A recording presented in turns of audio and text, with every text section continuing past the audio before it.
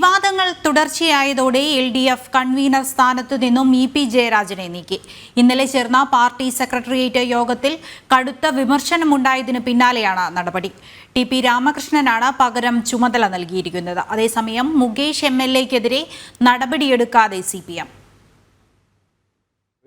എത്ര മാസമായി എന്നെ കാണാൻ വന്നതാണ്. അപ്പോൾ എനിക്ക് തന്നെ അത്ഭുതമായി. അപ്പോൾ ഒരു വീട്ടിൽ ഒരാൾ വന്നപ്പോൾ ഇറങ്ങിപ്പോകുമെന്ന് പറയാൻ പറ്റില്ലല്ലോ. ഞാൻ വളരെ സന്തോഷപൂർവ്വം നമസ്കാരം പറഞ്ഞു. എന്താ വന്നു വെച്ചാൽ ഞങ്ങൾ ഇതിലേക്ക് കൂടി പോവുകയായിരുന്നു. അപ്പോൾ നിങ്ങൾ ഇവിടെ ഉണ്ടെന്ന് പറഞ്ഞു, ഒന്ന് കാണാം.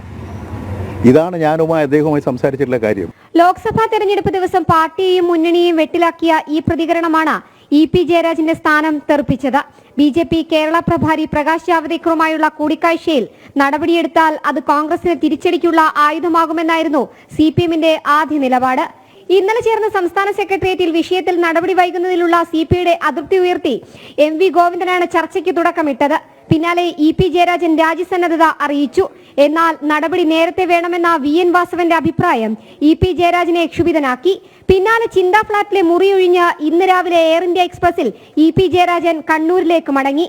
പാർട്ടിക്കുള്ളിൽ ഉയർന്ന രൂക്ഷ വിമർശനങ്ങൾക്ക് ഒടുവിലാണ് EP ജയരാജന് സ്ഥാനം രാജിവെക്കേണ്ടി വന്നത്. CITU സംസ്ഥാന പ്രസിഡന്റ് TP രാമകൃഷ്ണന് പകരം ചുമതല നൽകിയിട്ടുണ്ട്.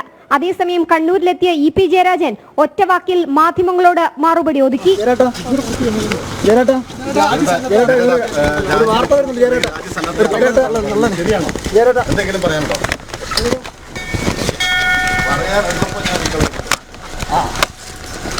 ഇപ്പൊ ഒന്നും പറയാനില്ല.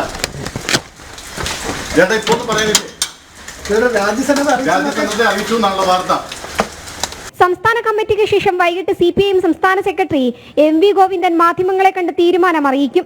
അതേസമയം ലൈംഗികാരോപണ കേസടക്കം നേരിടുന്ന മുകേഷ് MLA-ക്കെതിരെ CPM നടപടി ഉണ്ടാകില്ല. മുകേഷ് രാജിവെക്കേണ്ടതില്ലെന്നാണ് CPM നിലപാട്.